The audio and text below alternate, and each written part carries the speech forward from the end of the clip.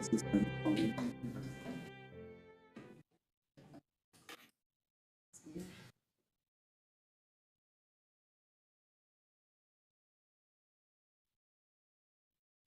it's 6 o'clock, December 12th. We're going to go ahead and call the Manitowoc Public School District Board of Education meeting to order.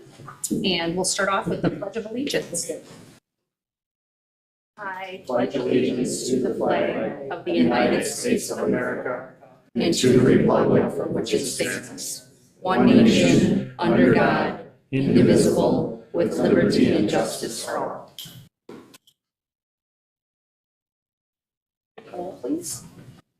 Christopher Abel. Here. Vic Hansen. Here. Matthew Phipps. Here. Stacy Selver. Here. Matthew Spalding. Here. Carrie Trask. Here. Tony Bostelka. Here. Thank you.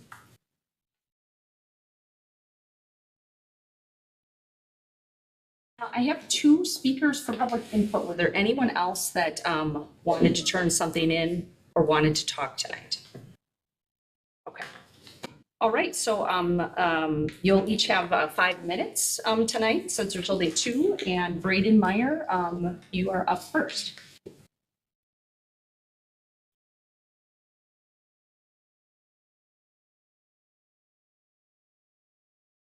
Braden Meyer. Today, I come to speak on the Student Technology Acceptable Use and Safety Policy. There are good sections of this policy, and then there are sections which I find horrendous. To start off, I'll read directly from one paragraph, which bothers me the most. Users, meaning students, have no right or expectation to privacy when using district technology resources, including, but not limited to, privacy in the content of their personal files, emails, and records of their online activity when using the district's computer network and/or internet connection. That is essentially a direct government threat to our students. A big question to ask is, why would you not want privacy for yourself or others?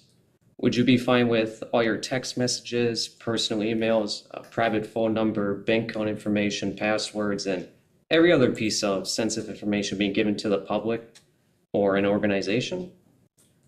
When you look at the previous paragraph, it states students can't engage in invasion of privacy as it is labeled unkind.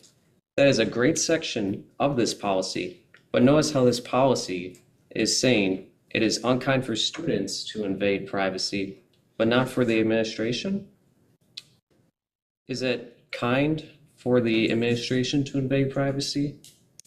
This is hypocritical to say users can't participate in the invasion of privacy, yet everything I've read is just that.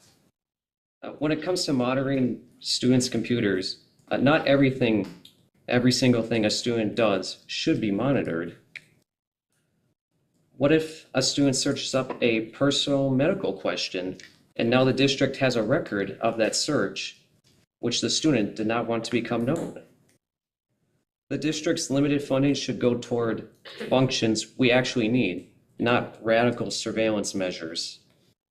Speaking of surveillance overreach, this policy applies to personal devices as well. Why should users' phones and other smart devices need to be monitored?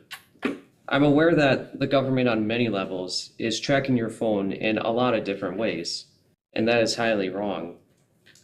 I have no sympathy for anyone who tells me what I can or cannot do on my own personal devices, especially not the government. This policy also states that for any educational resources or communication, students are required to use their school emails for that. For most situations, this is fine, but at least give them the option to use their own email if they choose to. Knowing what I know now about Google products, I avoid them at all costs, such as Gmail and Google Drive, for example. Google can read all your emails and files. This is why private alternatives need to be utilized. I believe the schools district should switch over to Zoho. It is a private and secure email and cloud storage provider. Its files and emails are set up so only the sender and receiver can access the files and messages, the technical term being end-to-end encrypted. That technology is what all government organizations need to be using. All I have discussed is why the government needs strict limitations imposed on its capabilities. You do not have to be an IT professional to realize this is government overreach. It is time to put students first, as these sections of this policy put them last. Brady. Okay, and our next guest is Barbara Post.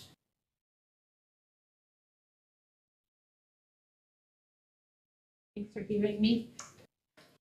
As a former peer, I thought about this a lot when I was at school and home. Closing the original special needs Riverview campus would forever change the landscape of education in Manitowoc County. It started a major shift of transition that continues today. Its effects were far-reaching. The kindergarten center became a reality, but true inclusion was never implemented as promised, with modifications and adaptations for all. Administrative leaders seem to have had no foresight on synergy or plan of integration with other schools or the public. We are always in a state of transition. We're always looking for a better way of doing things. We did reading, we did math. And as a special needs person doing math with transition, the kids were just like, and the teachers were like, we didn't know. We had this area where we didn't have any curriculum, and it was like an experimental thing, and no one had any answer sheets or anything. And it was like, try to figure this out. And the teachers couldn't figure it out. We were trying to help each other figure it out. There was brownie pan math and all that kind of stuff. And the kids were just, they had been doing everyday math out of Chicago. And then all of a sudden we switched into this, we got to do a different curriculum. So then you were trying to do that different curriculum, and then they got the next curriculum, which meant there were, I think it was 3 ways of doing a problem, and everybody just wanted to go back to regular. But the kids that lost were the students, because we were flexible, but the kids weren't. And a lot of teachers just put it on the special needs people that keep those kids up, just do the division so they know what to do when they get there. So the kids were lost in the shuffle, and they gave up because they kept struggling while the administrators kept circling and deciding what curriculum should we use. And I always did a mindset check, and I think that should be for everybody, for administrators, teachers, and other staff. Why are you here? Are you here for the money, or are you here for the students? What are you doing? Are you helping or hurting the students? And what are you doing? Are you collaborating and communicating with each other and all your staff? Or are you self-led doing what you think is the best? We desperately needed so much communication, collaboration, and training, and teamwork. I mean, as a para, I got my kids ready. And I told you about that 4th grade where I had those kids, they were all in one classroom and they all worked together. And I had special needs kids in there. And there was one boy in there, and they told me he would never read. Okay, so he comes up to me one day and he goes, Mrs. Post, I want to do a book report. I'm like, he wants to do a book report. Well, of course, I go into problem solve. I spent 16 years at Riverview. I thought I'll get a sight word book, and he maybe can go through what, who, when, where. And he was up there, we practiced, we collaborated with him, foreshadowed what will happen. I'm standing in the back of the room, he's sitting in the front, in front of all his peers, because I should go back. I had the special needs teacher come in and explain to the kids, without the special needs kids being in the room, that everybody learns differently. And if he thinks it's funny, then it's not supposed to be funny. We've got it that they were diverse, that they all learned at different potential. Now go back, he's up there in front doing this book report, and I'm thinking, oh, I wonder how this is really gonna go, how this is really gonna go. I'm standing in the back of the room and he's reading, and I can't remember the book, but he keeps going, right, Mrs. Post? I said, just keep going, you're doing fine. And he did such a great job. I really wish we would have had a picture for his mom to see. because nobody said that he would ever read. They told me he was incapable of doing that. And I'm like, nobody's incapable if somebody doesn't try. So he got up there, and then that was when the next year I was told to stay away from those kids. We also needed teachers that had empathy and a nurturing spirit. I don't know what happened to those teachers. When I was at Lincoln, I had teachers that were haves, I had teachers that were have-nots, but then I had the middle ones that were nurturing and caring, that didn't worry about how they looked or what they did. Robert, we're at about at 5 minutes. Okay. Thank you so much.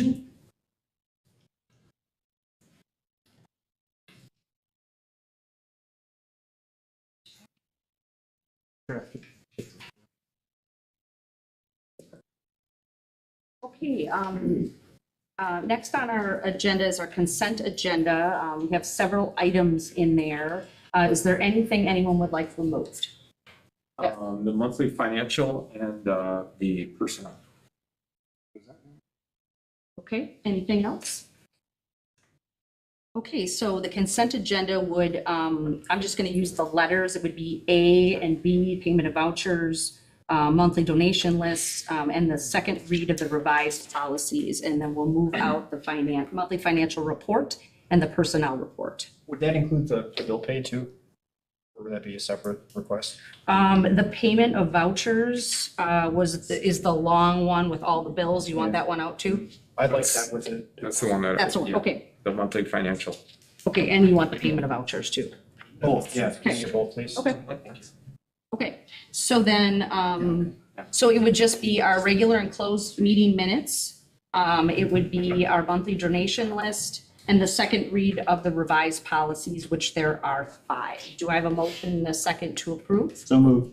Okay, Chris Abel, and second? Okay, Carrie Trask. All those in favor of the consent agenda signify by saying aye. Wait, which policies are we moving to approve on here? Policy 1100, which is district organization. 1110, assessment of district goals. 1130, ethics and conflict of interest. 1211, whistleblower protection. And 2260, which is the section 504 ADA, prohibition against discrimination based on disability. I'd like to pull out 2260 also, please. Okay, we already have a Yeah, I'm motion fine and a with that. second. What's that, you're fine with the friendly amendment? Okay, perfect. So, so the 3 items are gonna say that are removed are payment of vouchers, monthly 4 things, monthly financials, personnel report, and policy 2260.01. So we have a friendly amendment to that. All those in favor say aye. Aye. Any opposed?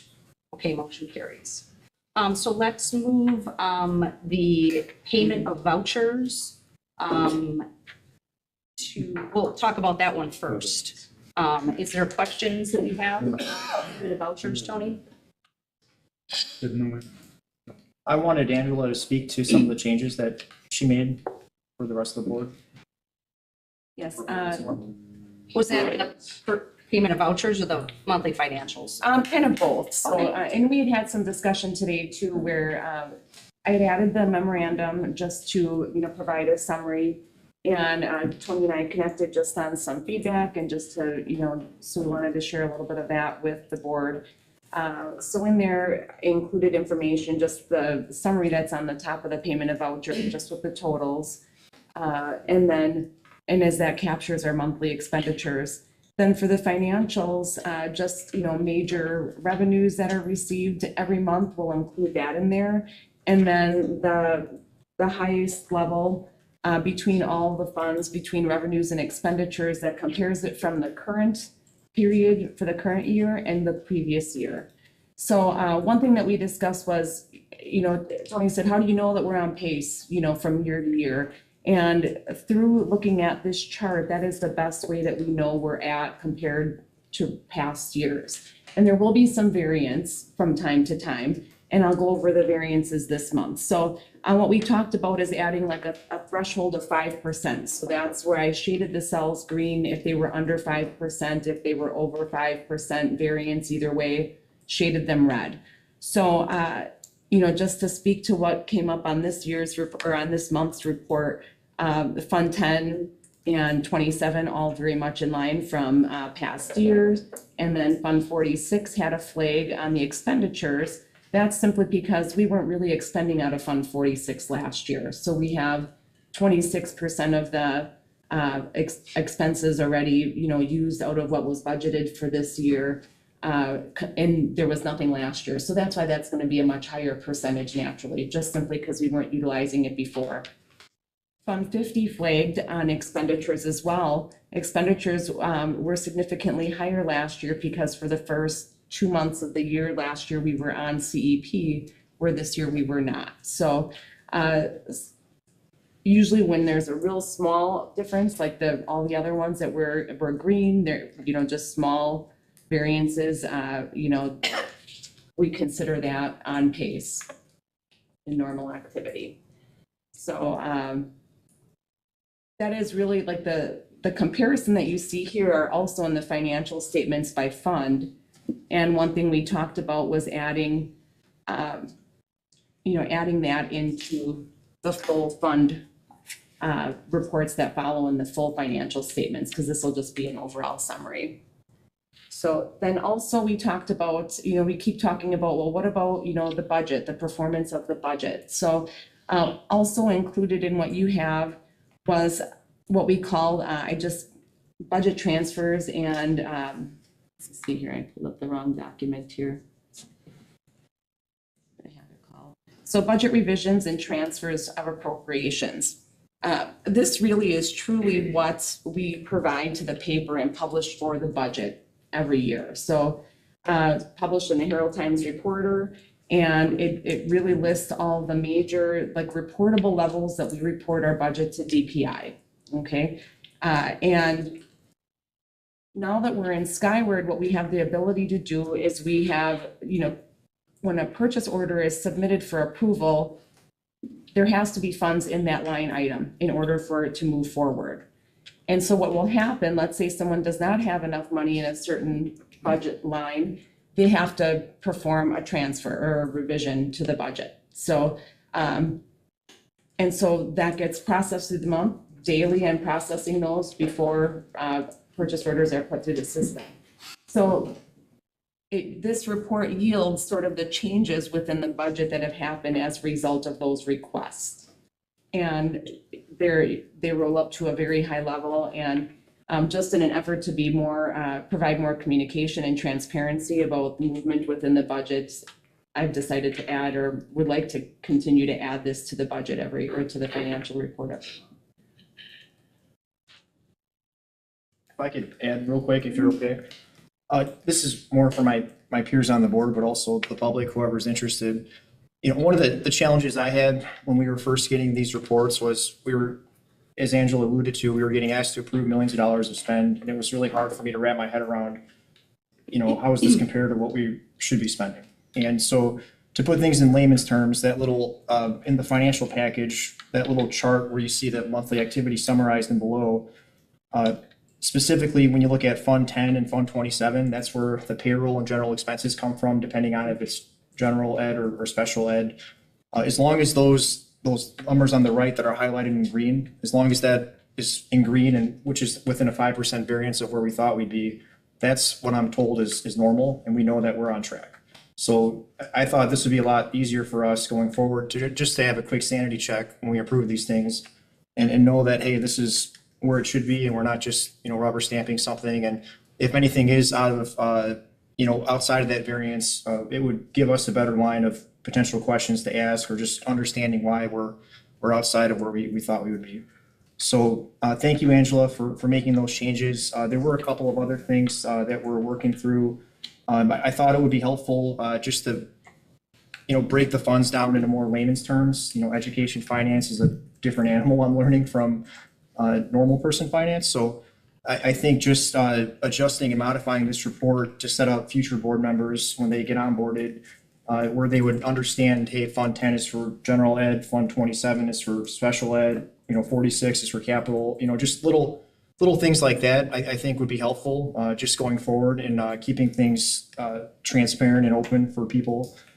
And then the other item that we're working through is, if there are items that come up, which can't happen, obviously, in any budget that are unbudgeted, just figuring out a mechanism by which we can be aware of that and what that is. So we're working through that, and me and Angela are gonna touch base again next month, but I just wanted the rest of the board to be aware that what I'm trying to accomplish here is something that's gonna hopefully save us all time and increase the accountability that we have currently in place when we're approving millions and millions of dollars a month in expenditures.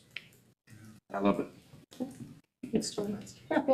Angela, my question is I think a little simpler, but as I went through this, there's many Amazon and district cards.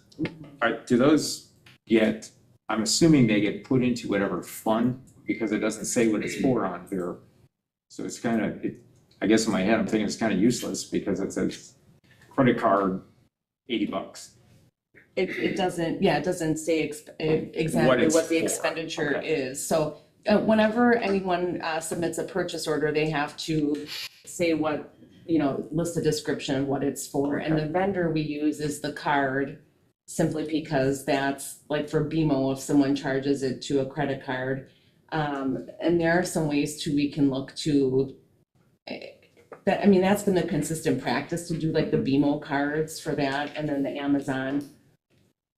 We can put descriptions in there Well, too. and I guess I don't need that. I just want to make sure that if I ask the question to the business department, hey, could you give me the total cost of, I'm going to say the music department, Sure. of the choir program, which was wonderful, by the way, at the symphony concert on Sunday. They really did the district.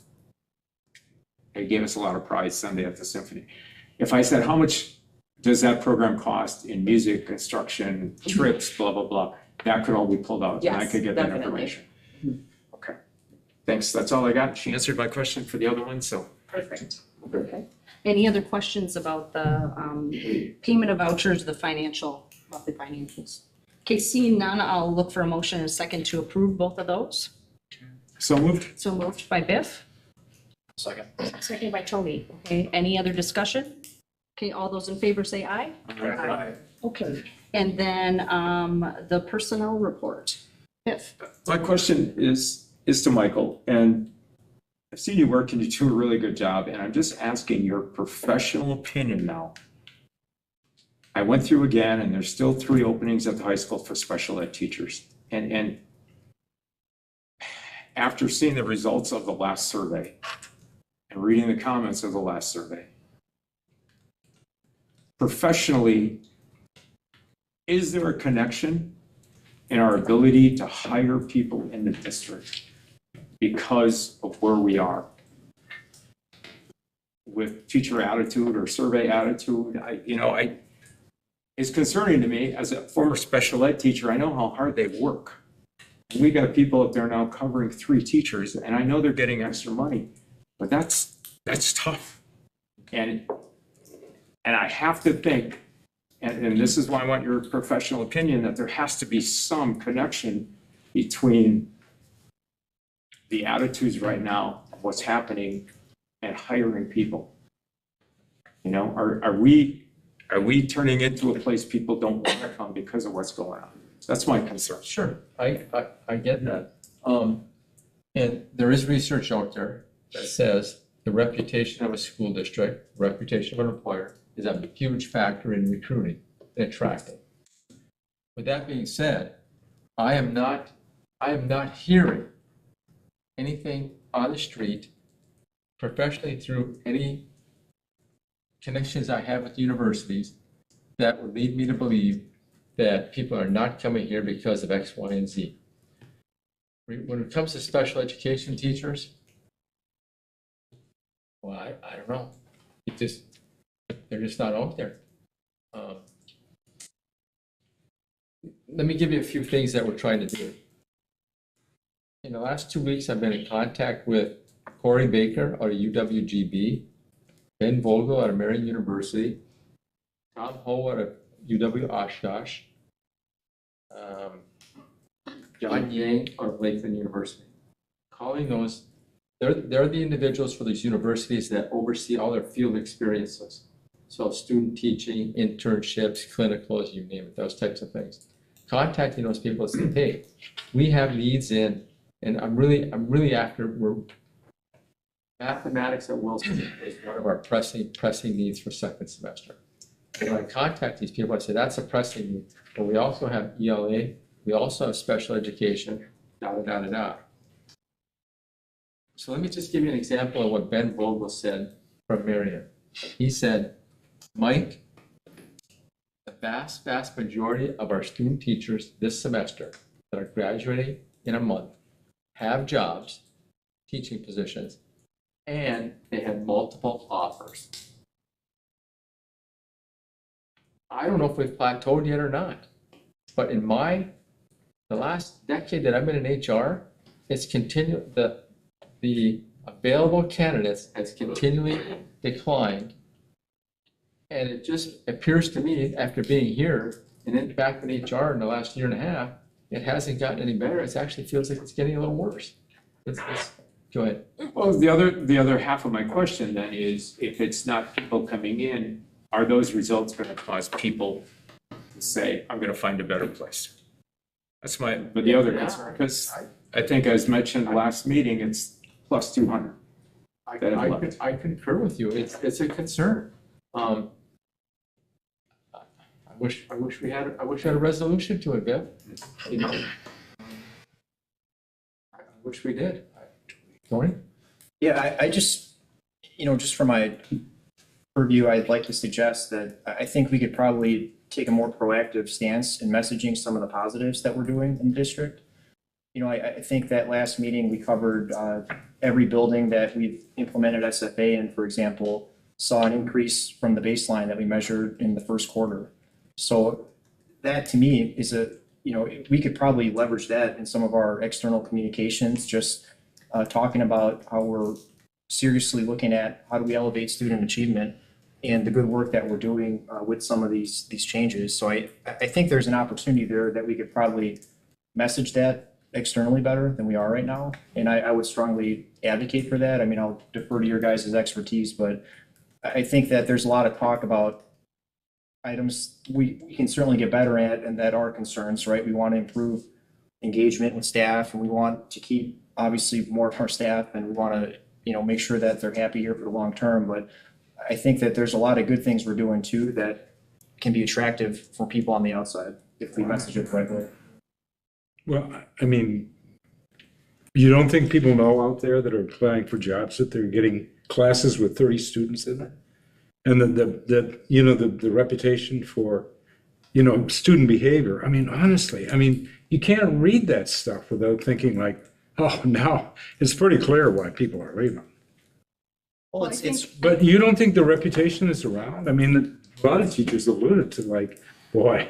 I don't want to jump ahead, but, we're going Yeah. to talk about the survey, and we're going to talk about some of Yeah. the things that the administration is doing, to answer Sure.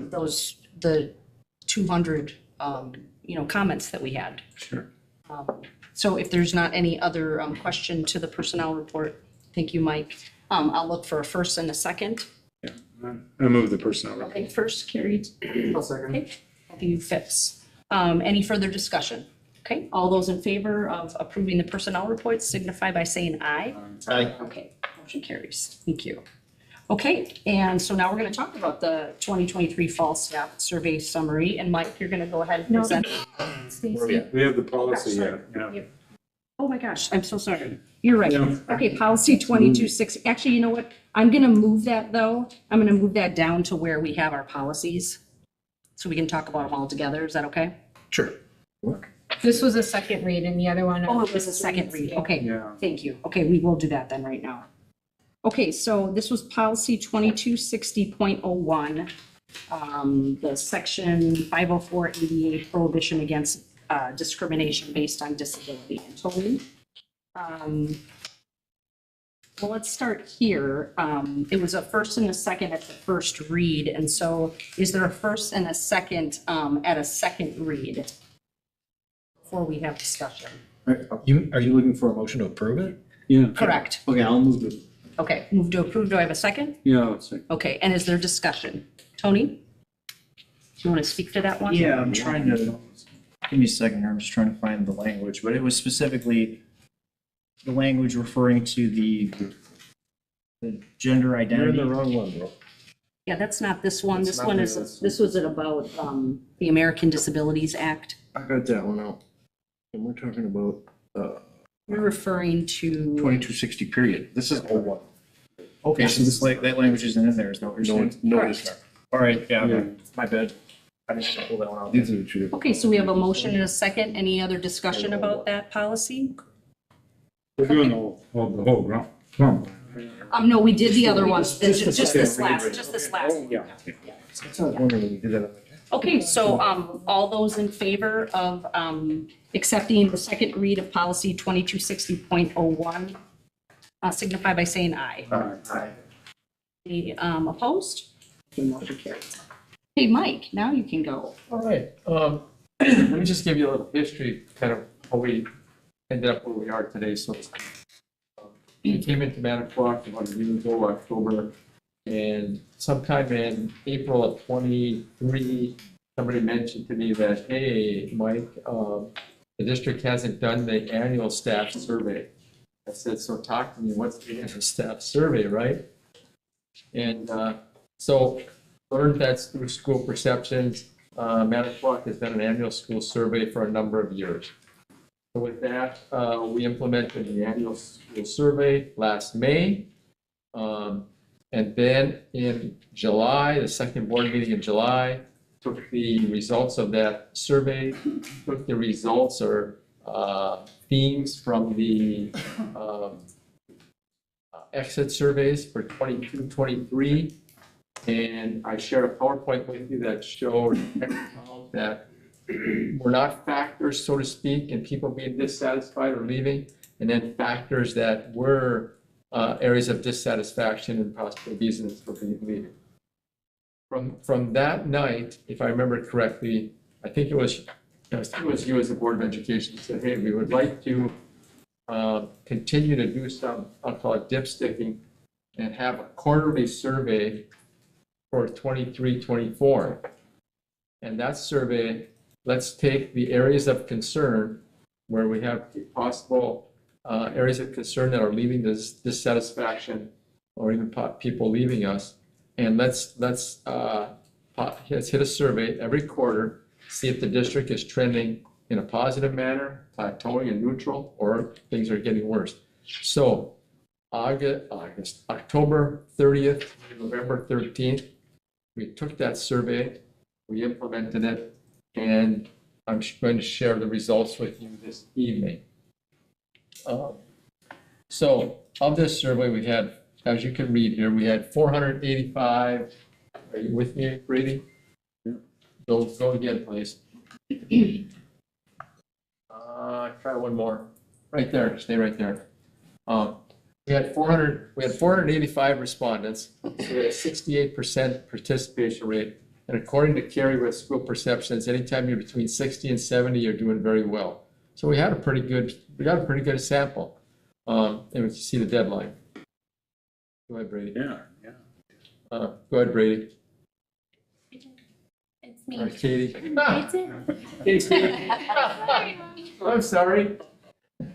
He's probably got his headphones, that he didn't hear me. Go ahead, one more.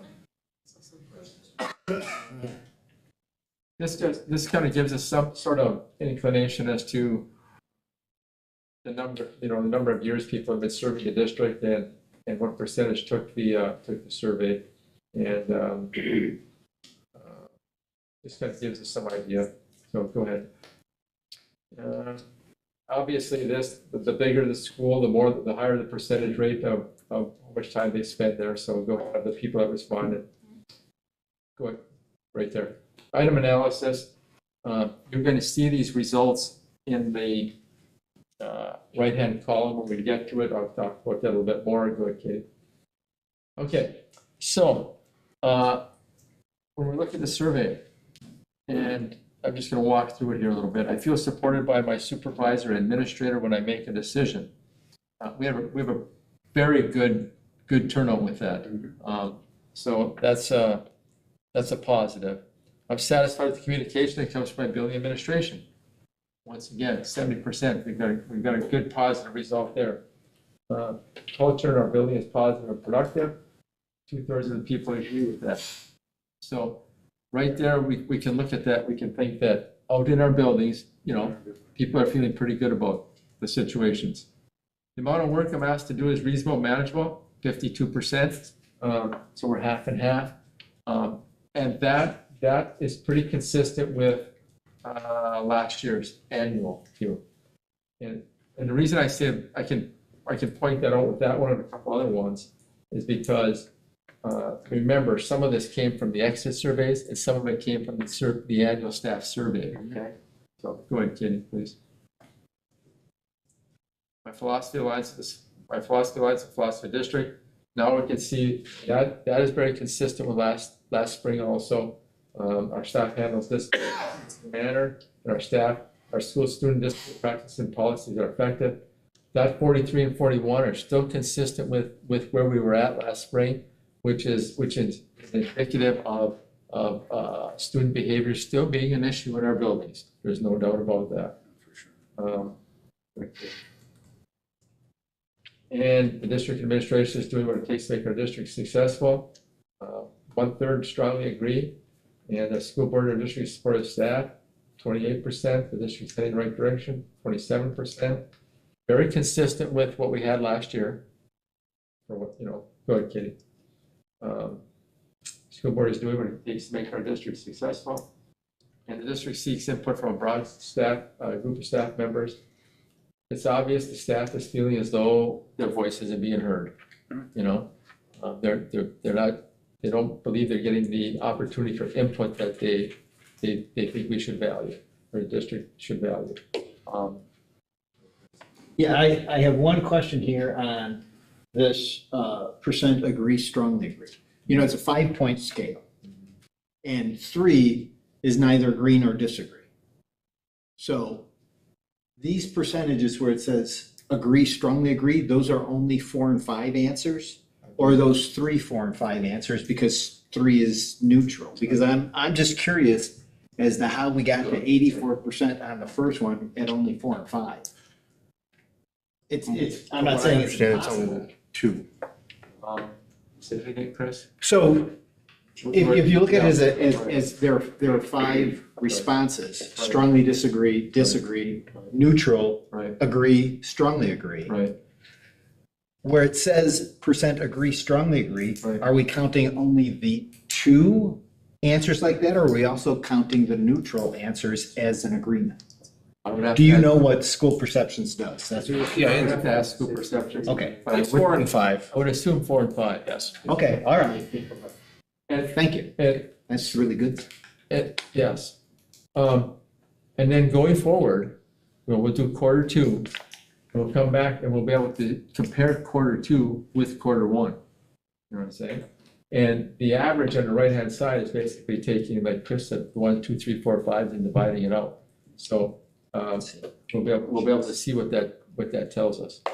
And with that being said, I'm going to turn it over to Jim. Yeah, thanks, Mike. One of the things that Mike just went over was that we recognized that results were low last year. When I started following up with Mike and the executive team in terms of the importance of establishing new benchmark data going into this year and looking at a quarterly view or periodic so that we know how we're doing.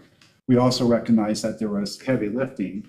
But as these results came in and we started looking at them, we're recognizing we're still not connecting. Okay, so communications is really important here in terms of, and so we launched a listening session. So we are following up with every school because it's important that we get more firsthand information. And we had our first one today at Washington, approximately an hour. I think it was well attended. I dipsticked a little bit, and most of the people who were there were more of the senior people who had been around for a long time. So that was my takeaway, but it was very productive, and it was all just listening. We're just kind of gathering this in. Mike gave some information in terms of some background as he just shared. I asked Jamie to facilitate this, to set this up, and so she facilitated the input, and it was a very engaging session. And they just, I think, piggybacked, off each other. It started with, in terms of what's working, it was very positive, and that increased in terms of some great comments. And then two primary, questions, that were, I think one of them was associated with communications, and the other one, had to do with behavior. And I would say that while we anticipated this, because we've been talking, we've got a behavior issue still, and we have a staffing issue, just as we were discussing. So Mike and the instructional leadership team have already been looking at options, recognizing we've got to do something here. The challenge will be, can we find people? But additional staffing is needed, and we'll be coming back in January with a recommendation, because we do believe that it's a heavy load, particularly with this transition of implementing SFA. So it's a heavy load. We heard that from, it was very positive, you recall, when we had the 8 teams presenting. Every elementary and every middle school was really positive in terms of the way they framed the issues. There were definitely challenges, but they brought problems though too. Just the way they framed it was, we need help, because this is a lot that we're taking on. And I think we've been working on that, and we have some I think some meaningful ideas. But as Mike is well aware, we're also having a hard time finding, staff, from every area. I would also say Mike has done a tremendous job in terms of when we talk about every area. And I'm not sure if we shared this or not, but Mike has arranged for students to be working for us in the custodial ranks. And initial feedback is just really positive.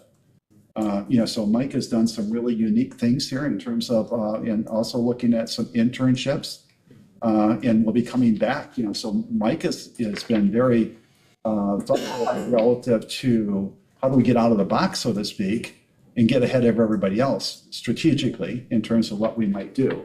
And one of the things we're thinking right now is, we need to be getting into these universities sooner, and some of our options, I think, enables us potentially to do that, to make our pitch. If I could just expand upon a couple of those things, please. As you all know, the labor market is extremely tight. So, of course, we're thinking about, when I was in Fond du Lac, I was in Beaver Dam, we talked about a student custodial program. I talked to Mike Schwartz and I said, hey, and I talked to, it was Mike a little bit, different people, so the youth programs, did Ashley, I'm sorry, dropping her last name, but, and talked to all those folks and said, hey, what about looking at student custodians for Lincoln High School, 16, 17 months type thing. So to cut to the chase, we interviewed about 6, 7, 8 of them. We selected 4 of them. 2 are placed at Madison, 2 are placed at Lincoln. And like Jim said, reports came back after they'd been there for about 10 days that they were just doing outstanding and excellent. And so it's just it's a way to, they're having a great work experience, they're learning, and we're getting a great job done with them. Relative to the interns, we have 2 interns right now coming for second semester. An intern is an alternative to student teaching. So instead of student teaching, they're doing an internship. When they do an internship, they teach 50% of the teaching assignment, and we compensate them $4,500 for the semester, and we provide $500 if they want it in professional development opportunities. And we have 1 person coming in for choir for Ripon College in the middle school choir program. And we just secured an ELA person coming in from GB who lives in Two Rivers. So here's one of the beauties of this internship program. Like student teaching, we have an opportunity to see them on the job for a semester. If they do well and if they like it here, we're gonna have a seat on the bus for them next fall. There's no doubt about it. So we're gonna, it's an opportunity to get some good people. So long as I can talk a little bit here, can I just say two more Sure, things, go ahead. please? We have two retirees doing the tech ed position at Washington, right? Thank goodness Rich and Jeff have helped us out. Out of the blue, because I reached out to Platteville, I reached out to Stout, and was just striking out, but out of the blue, had a tech ed applicant apply. He is currently student teaching at Plymouth High School. He resides in Chilton. He interviewed tonight. I hope it went well, because he would be our opportunity to hire a full-time tech ed teacher at Washington second semester. We also, as I was reaching out to Ripon, I forgot that we reached out to Ripon College in a number of ways too, and Gene over there. And we latched on to a candidate who is graduating a semester. He's a music major, obviously. He specializes in choir. And as you know, we need a choir teacher. So hopefully we're going to be able to hire him as a choir teacher second semester and have an intern. We can't get enough help. So as much help as I can get, I'm going to pull in. You know what I mean? So those are just some things I want to share with you. We're working day in, day out as hard as we can to find good people. So. And the other thing I would just, Tony had followed up with me, he was just identifying what we could do better at, in terms of our progress. I think everybody heard the positive information out of the 8 reports, from all the elementaries and the middle schools, even though there are the challenges there, in terms of this growth. And, so I followed up with Jamie and Mike and Lisa, in terms of trying to get this in, and we're going to try to get this in even, before break to start getting that information. One of our concerns is that we had no assessment system. Now we have FastBridge and we've got SFA. So some of the initial placements was not using information that's, assessment tools that we have now in place. So the initial assessment, we're just not sure how exacting that is. But that's okay. It's new. It's just to start reporting this. So we're going to start putting that information out there.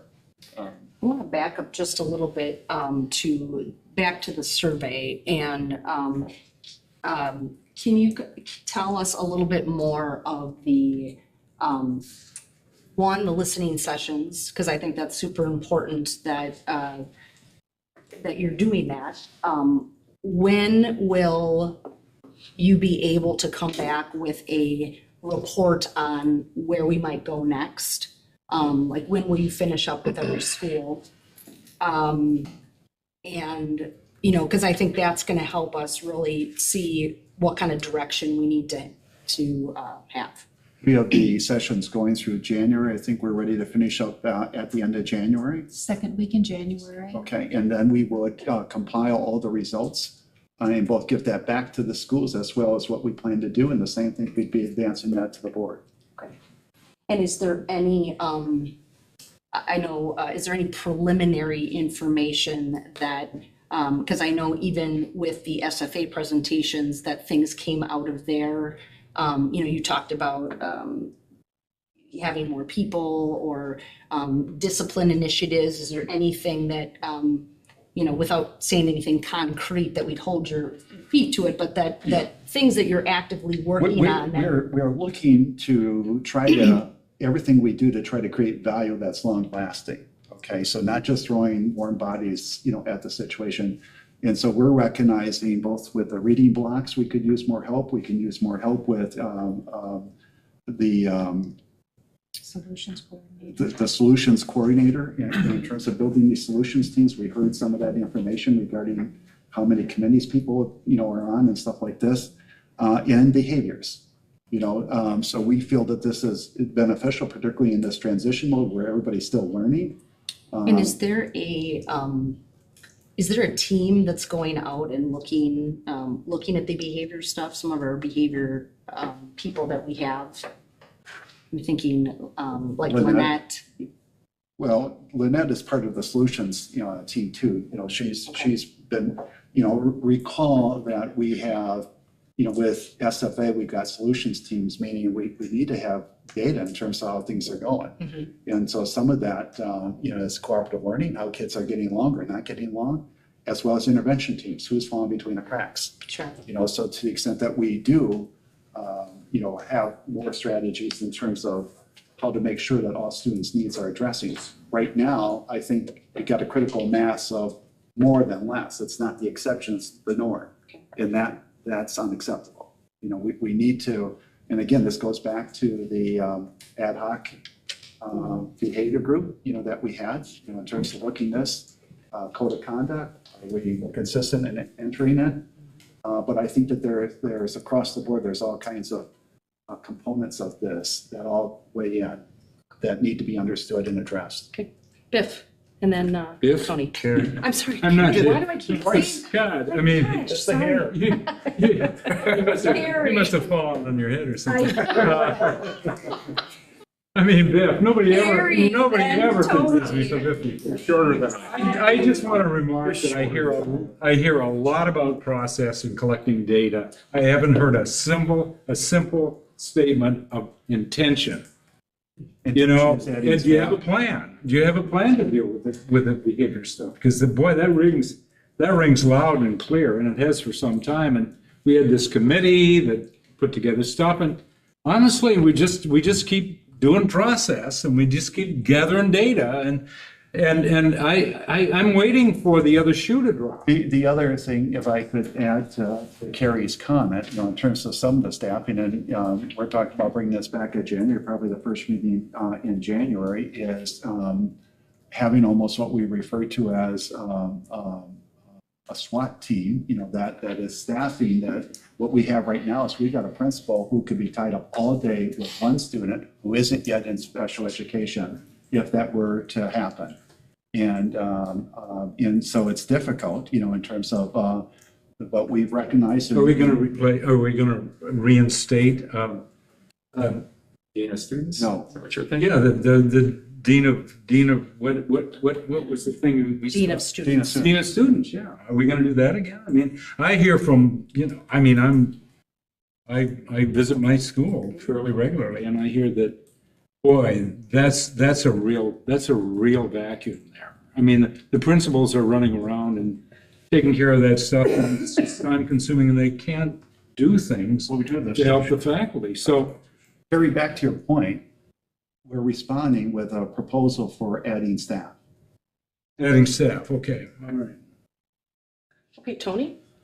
Yeah, I was just gonna piggyback a little bit off what Carrie was addressing there, but I was looking through my notes and reading all the staff comments and the reports, and some of my big takeaways that we've talked about are behaviors are still on the rise, are an issue, and we need more staff. And this is in the feedback, in the comments, and also just in conversations I've had with various leaders in the buildings recently.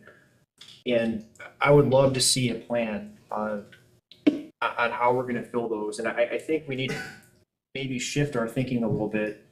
And really, I think there's a real opportunity for us to think outside the box and maybe be a little bit more aggressive in our outreach and proactive, right? Let's go after the best talent we can find, right? And let's identify who that is nearby, and how do we get them to come over in our district where we do have gaps.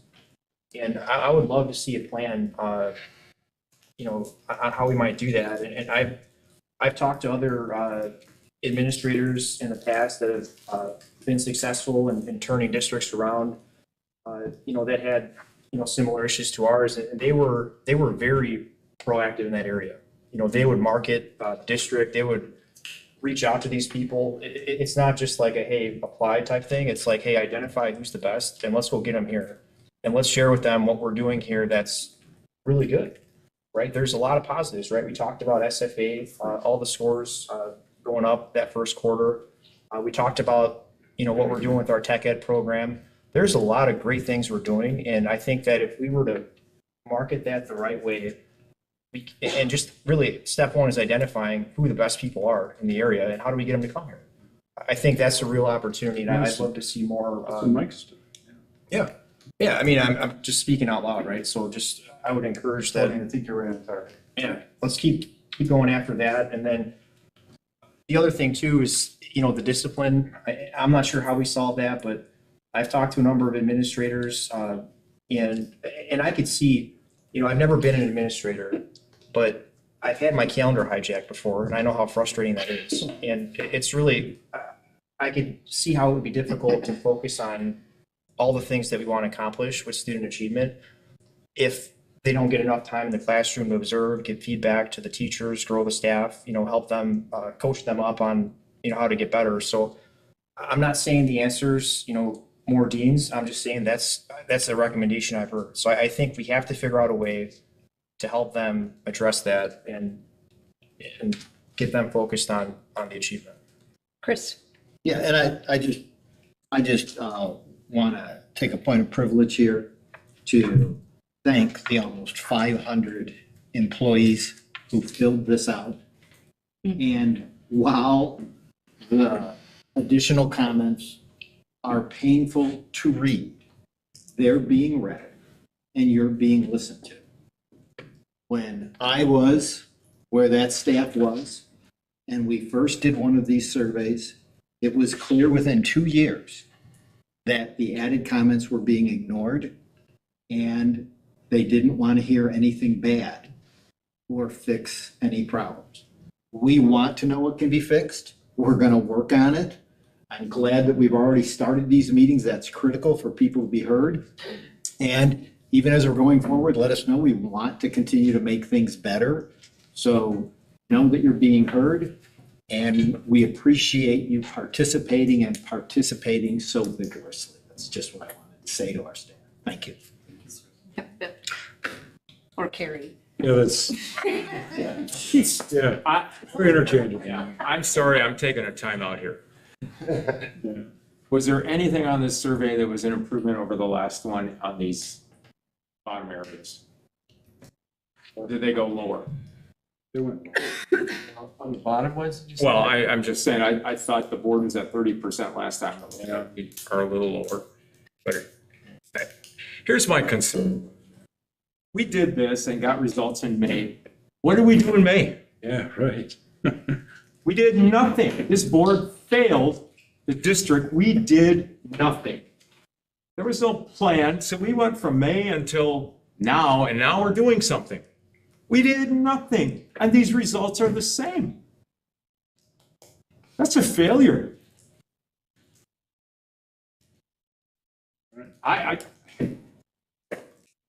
We owe the public an explanation why nothing changed from May till now. Well, I think a lot. No, Tony, what changed? We talked We're about it in implementing the. SFA, dude. Like, that's kind of a big deal, right? Has that made our scores go up? Are going That towards didn't that. make Are us. people happy? Yeah. Have the scores going up because of that? No. Well- What I'm saying is we saw these same issues back then and we didn't go out and talk to them. We didn't go down and sit in schools. We should have been doing that after the last survey came out and said, what's going on? Are we doing it now? Hold on. We're doing it now. Maybe. Not gonna disagree with that. We could have done it at the beginning of the school year. Hey, we had a problem last year. But we didn't answer that problem. And that was right in our face. And we did nothing till now because we got the same results that were bad last time. And now the same results are here, so now we're gonna do something. Well, let's talk about the good results, right? In light of everything you Well, just said. let's Speak in let's turn. not. Well, fruitful discussion. So if there's nothing else, I mean, I think we have a plan moving forward. And we look forward to hearing that. I'm glad you guys are meeting with staff and having those conversations. I think one thing that's hard about these results is you never get to know specifics of what specifically someone's honed in on. So I'm glad that you guys are going and collecting that information. Well, it was interesting because I was surprised about how many positives came out of the discussion today that we started with. And many of the things that were commented was the process and routines that are starting to put in consistency is building. And that is, but there is still a need for extra help. Yeah. And behaviors are still an issue. But, one of the things, particularly that was expressed was, in reading blocks, I mean, Lisa Sink came out today because she was in to take pictures. And so because SFA coaches were in. And she was amazed because when she's gone in other schools to take pictures, quite often it's quite disruptive when she comes in there. And she was taking pictures today and she couldn't believe that there's no behavior issues. But now this was in the SFA. There's a lot more structure and systems and expectations. And the teachers were commenting about that too. So there's a lot of positives that are intermixing with this. Stacy, could we make a list? I mean, I'm a list guy, and I make a list every week for, but the thing is that there's some really clear things that people are hurting more here. And I think we've seen real specifics. Number one is workload. Okay, we're gonna hire more people. But that's still a vague sort of plan. Student discipline, yeah. Communication between the central administration and the rest of the schools and the staff. What are we going to do about that? We have a list here of about 6 things that we should make that list and say, okay, let's get together, let's talk about this. Let's see if we can think of ways that we can adequately respond to that. I mean, right now, we're just dancing all the time. I mean, and we never stop and do anything. And I'm disturbed about that because, I mean, honestly, it's embarrassing to me to be on a school board that has such little support or approval by the people who work in this system. I mean, I think for our own sort of self-respect, we need to try to do something about that. But I just think we need to be systematic about this. I'm tired of talking about this shit. I'm sorry, this stuff. It's just disturbing. And I don't know if anybody read the stuff that the teachers turned in last spring. I mean, it was just exactly like the stuff we got now. And anytime I brought up, gee, why are people leaving? Everybody said, oh, well, they're leaving everywhere. They're doing it. But I think we've got we have to take responsibility for these issues. We have to take responsibility for these issues.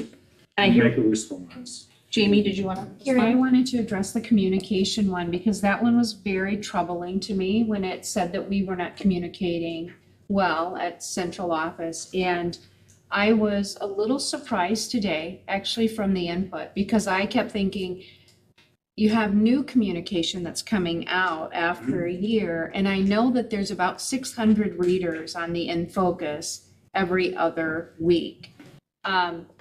But what I heard was different than what I anticipated. So I think the listening tour is a good place to start. What I heard with communication wasn't they're not getting information. What I heard was they're not getting closed loop information. So if they ask a question, we're not getting back to them. One example was I asked for a field trip approval and person didn't happen to watch the board meeting, didn't know that it got approved. And what we did not do was close that loop to say to her, your field trip was approved. So to me, that's a big miss on our parts, but it's something that we can fix. And so I was really happy. And that was only one example. And our plan will be to listen to everyone to see, okay, where are those areas? Are we not getting, another area that I heard from a staff member was, we're not returning emails on a timely basis. Okay, we can put in systems that will say, you need to return the email within 48 hours, and people need to expect that. But that's also piece of that communication that we need to start closing the loop on, because we're losing it. I mean, we put it out there and we're not making sure they have it. Yeah, I think the other thing that needs to go on the list is we don't feel like we're being listened to, that we're not included. We're just sort of the grunts here that get done to, rather than being, professional people whose opinions and insights and knowledge it comes to play in the dialogue, the internal dialogue of this system. I mean, I think that once you start to ask faculty, well, what do you think? What do you think? I mean, I was very critical of us not selling success for all, trying to get buy-in there. I mean, I think we didn't do a job on that at all, but I think that's really a root root grievance in the system, that people don't feel included. Any other comments? I just have a question. I have been asked for a copy of comments. And I don't know if that's, I'm not sure of the public law there, if I can give those comments. I don't think as I went through, there was any names or anything, but is that part of the public record? I mean, must be a public document because it was It is. taxpayer money? It's a public document, obviously. However, we did have an open records request for the comments, and we are consulting with our legal counsel before we release it. Okay. Just to make sure that there is nothing in there that would cause any type of irreparable harm to any individual in the organization or the organization. Because you can identify some of them by what they're saying, where they are, and what they do. And So, that's not the goal. Right, Yeah. right. That's the exact opposite of what we're trying to do, so I would encourage us to carefully redact. Right. If you have to say name of school instead of the name of the school. and I remember, don't think that's really a denial to anyone, because it's important that if somebody puts that in the teach, you could narrow it down to 3 or 4 people quickly. and remember historically, you know, the board was never even given the comments. Absolutely, Ever. yeah. So, You'd never see this stuff. this is a change of pace. I'm sorry, Matthew, you wanted to speak first, and Yeah. then Tony? Really quick, just because I know I'm trying to help you out with who's going first and who's speaking, Yes, thank you. making a list, and it's not working. Either you're not looking at the list, or Carrie, or some people are speaking out of turn, so I know you like lists, but let's try to keep it in order. And I feel really bad because I kind of was trying to silence Tony when Biff was talking, because we had an order to go. So I did have some things I wanted to say, but you know what? I'd like to just yield my time so you could respond in the manner that you wanted to before, and I apologize. I'm good. I just had a question on that grading scale, or that response scale. I see a 1, 2, a 4, and a 5. Is there a 3 or not on there? Because it's not shown on there. I'm looking at the response scale. It isn't shown on this one. I thought there was one too. I think 3 was a neutral. Did they even count I that? thought that too. And I'd be curious if those counted as 4s and 5s, I think it would be worth seeing what the breakdown of neutral was versus 1s and 2s, because I think that would be maybe not super telling, but kind of telling.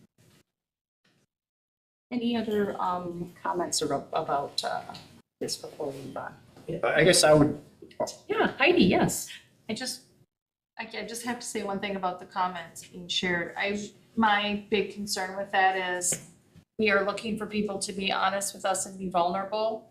And if I was a staff member and we share those comments out with the public, I wouldn't make a comment in the future. And maybe some of those comments are helpful and maybe we want them. So I just think if we want our staff to continue to participate in the surveys, we probably don't want to, we just want to, I know, just throwing that out there. Which is always why I think they didn't want even to give them to board members because of that. But I would agree with Heidi. I think that I think they could be used in an appropriate way that would not help our cause. But again, I think it's up to the legal department that tells us whether or not we have to or not, so. That's what I think too.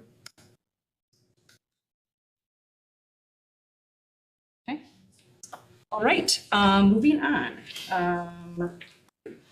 Just hop out here. So let's just move forward to our unfinished business. We have 3 textbooks for adoption.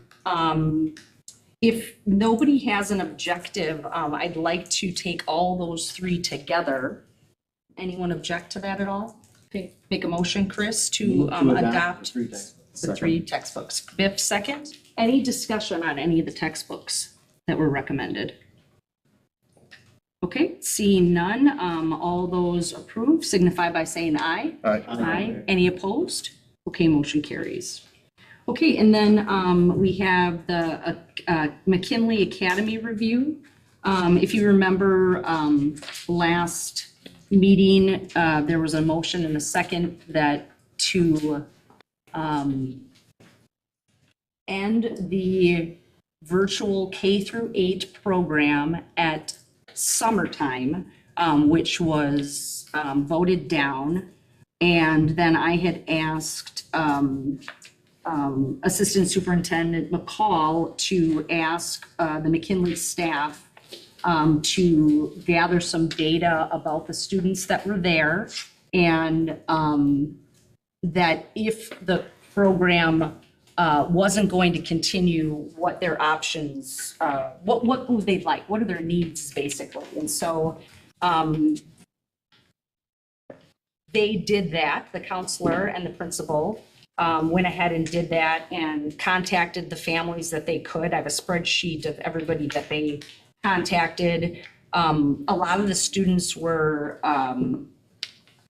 quite a significant of them were 8th grade. They'll move on to either Lincoln or stay in the 9 through 12 program.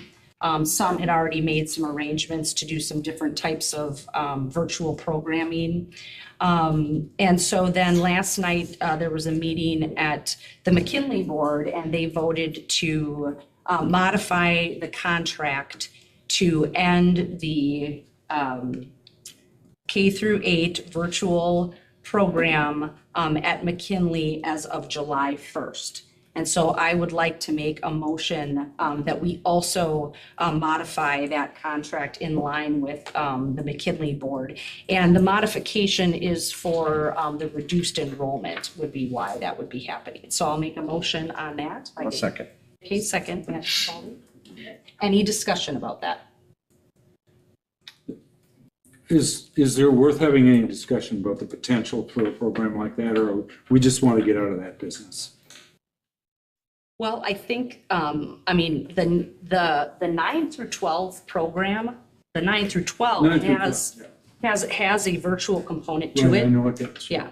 So I think the next step here is we talk about, what are the needs of our district and our students?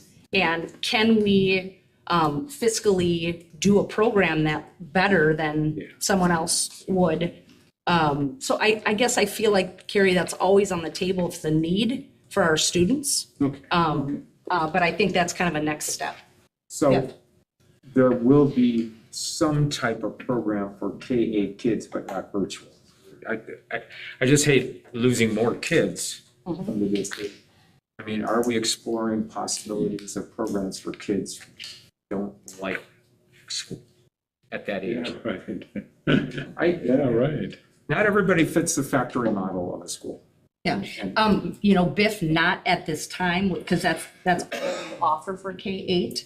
But again, I think it's looking at what are our district needs? And if there is a need for something lower than the 9 through 12, and there's a significant amount of that, I think we have to look at that. And Biff, also on that, same kind of line, we're losing market share. We have for some time, we're losing students every year. Well, my concern is to stop losing and bring them back. And if we have programs that, I think this was a program there for kids who couldn't go to a brick and mortar school. And we have to start looking, because we have other kids out there that need these kind of things. We have to start looking at, are there programs out there that we can service those kids with? And I think we've lost some of those programs over the years, and maybe we actually bring some back. Matthew Phipps. My only comment on this matter is thank you for making the motion. And the second, I just make a comment that the last 2 months I've made the same motion in a row, and they were shot down by different board members. So thank you for making the motion tonight, and hopefully everybody has made their decision now.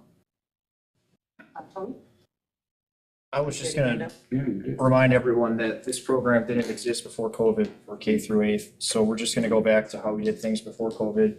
And it sounds like the kids that want a virtual program will be able to find one. And I would suggest that we take that $600,000 in savings or whatever we're gonna save and apply that towards some sort of recruitment retention plan to get the best staff we can to fill the gaps we have. Okay. All right, any other Any other comments, questions? One more. Thank you for the administration for making the adjustments that needed to be done. And that was completely in your purview, but thank you for notifying the board about that as well. So I have nothing else to say about that. I'm just, and just for clarification, during the meeting or after the meeting last night, part of the discussion was, does this remain a charter school or not? It might be very beneficial to this board and the McKinley board to have somebody who's an expert in that area come in. Be it, I don't know if CISA does anything like that, or maybe Green Bay or Appleton that have charter schools, and say, hey, here are the benefits that still exist. Here are what you can and can't do in a regular school, to make an intelligent decision. Do we want to stay a charter school or just bring it in as part of the school? Yeah, we talked last night with the McKinley board about, I said, I couldn't speak for the board, but I just got the sense that we know that there's alternate programming that we need. This board supports that as much as I could tell. And how we deliver that, is, we have to look at it. And one of the things Jamie suggested, which I had never thought about, was we really need to kind of do the visioning first, because if we don't know what our kids need, and let's say they tell us everything they need and it falls under the scope of just MPSD, then we wouldn't need a charter. But if we find out that our needs need to modify the policies of MPSD, then we're talking about a charter. So I think the first step that we're looking to do is to start some visioning, talk to our students, Jamie talked about, and get together of what is McKinley, and not even it's not necessarily McKinley, but what is the programming? What are we missing that captures these students, and then how do we best do that? So definitely, and I think we were even putting the cart before the horse, because we don't even know, we can't even decide if we need a charter or not, because we don't even know what that is. So yeah, definitely, that's definitely going to happen. I talked about it with Jamie today, and that's kind of the next step. I know Lee did a nice job of putting together a timetable. I also told the president of the board last night too that this is another one of those unfortunate things that's been, what do I want to say? Just not attended to for years and years and years, and it's unfair to both sides of the coin, the faculty there, the faculty here, the students especially. And so, we really don't want to drop the ball on this. This is another initiative thing that we want to keep in the forefront looking at to make sure that we create the best thing for all our kids. So that's what's coming up. Okay. Any other questions, comments? Okay. All right, so seeing none, there's a motion to modify, and so I'd be looking for all those in favor say aye. Aye. Aye. Any opposed? Okay, motion carries. Thank you. Stacy, I just have one question. The kids at McKinley, do they feel secure that, that us looking into abolishing or perhaps abolishing the kind of the charterness of the institution there? Do they feel secure about that they'll be able to go back to school there next year? I mean, are they, Yeah, and the idea of closing something is often sure. And gets an Jamie emotional response. Yeah, Jamie, you can speak to that because. I actually would like Stephanie too. okay. Stephanie's the building principal there. Come on up, Stephanie. And has had the privilege of talking to some of the students and the staff of the 912 program. So the 912 is pretty comfortable. They're kind of excited at the possibilities, and they've started thinking about what they need and maybe other kids in the district, and are going to create a vision of what they think kids need and present it to us. And if you guys want to come too, so that's the plan right now. And and Stephanie and and her team, the counselor there, a lot of the staff that's there, that's been there for a long time. They were even talking last night about how, you know, they've tried kind of doing this a couple years ago with different administration and whatever, and it just kind of hasn't, it always changes. So we're really hoping, you know, with Stephanie's leadership and Bobby Joe's leadership and Rob over there, that we can really, again, figure out how to make this all streamlined, that we're one school. These are the programs we have to offer rather than, again, being in all these silos. It's a perception with a bunch of different programs there, so nobody really knows what it is. So. Well, that's encouraging, I think. Thanks, Stephanie, appreciate it. Okay. Okay, so now we have our policies, and the first one that we have here is policy 1210.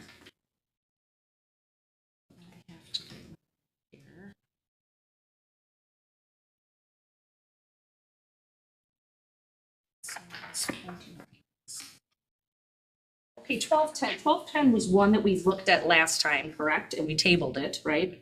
Okay. And part of that was because there were some other policies that were talked about in here, but we either didn't have or we needed to modify in some way. Is that right?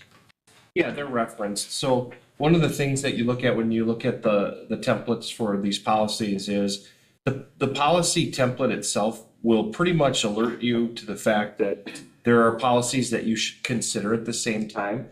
So just as an example, I think if it's 1213 perhaps, it's the one we're gonna do next. I think that had 3 policies specifically referenced. You should probably make sure that they're consistent in their language.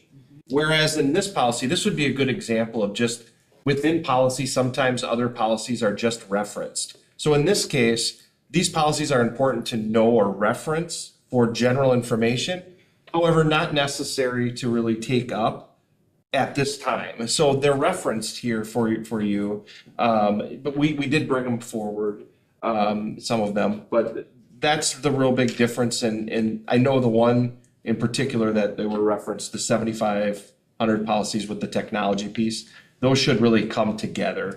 And so those are going to be introduced tonight. And the beauty about that also is just so that you see that it's consistent in its nature is the biggest deal. So if you want to take action, for example, on 1213, you can do that knowing these other ones are coming and that they'll be consistent with the language in that policy. And we'll make sure that that is the case from now on when anything is specifically mentioned in bold, that it should be referenced, or not just referenced, but done at the same time. We'll make sure that those are with it. So one of the options that we have here with this one is, so if you look down to their introduction section and you see reference policy 1210, and then there's 3 policies that I highlighted last time that we don't have, we're actually going to introduce those next time. So do we want to just go ahead and approve this as is, or do we want to wait and do them all together? Can I just add a comment? I think what would be best is to let administration do that screening for you. If we feel something needs to be done together, that we would make sure you have it. Because sometimes the policies that are referenced, those policies even could be referenced in other policies. And we'll never get this done. But there are some, they're either parallel or whatever. Let us make that that screening for you. Sure. To the extent if we feel like you really need these 2 hand in hand to make that decision, we would make sure to have it there. So I mean, again, my preference would be that I have a hard time approving a policy that has policies in it that we don't even have. Yeah, right. And so what I rather do with this 1210 is it's going to come up next time, and it's going to have all the policies that are in that 4th paragraph that we're going to cover. Because Because right now, we do have 3362, so we could get rid of the 01, but that's the employee anti-harassment policy. So it's like, we don't have the ones that are listed in here. That would be my preference, but does anyone else have a? I like that idea. I mean, That's right. only because it just seems,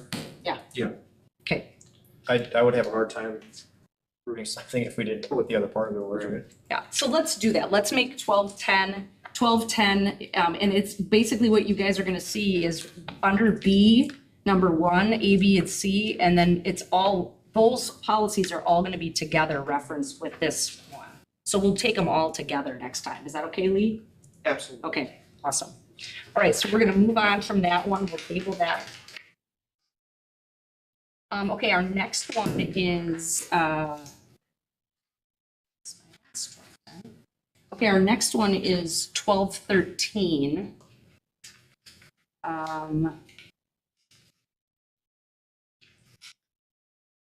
This was the one that specifically references 7540, 7540.03, and 75.04, and those are being introduced at this time, tonight. Those are being introduced tonight, so we Correct. would not, But at the same time, you will be able to see that the recommendations that we've provided are consistent in nature with the policies in general. So if you did want to take action, you could, knowing that they're congruent in nature and match language. okay. And I worked with, thank you to Jessica Dupre for helping with those technology and IT related ones, which are, most of which, with the exception of a social media one, are already in existence in our policies. So it's again, if you wanted to wait, you could. Otherwise, it doesn't hurt to independently act on this, knowing that you have the other ones in place and are congruent with the same meaning. I mean, I guess I'd rather just be consistent and just take these all next time. Now, one of my questions though on this is, this would be in letter B in 1213, policy 8420. And they have, it says in accordance with policy 8420, which says school safety, our 8420 is emergency preparedness.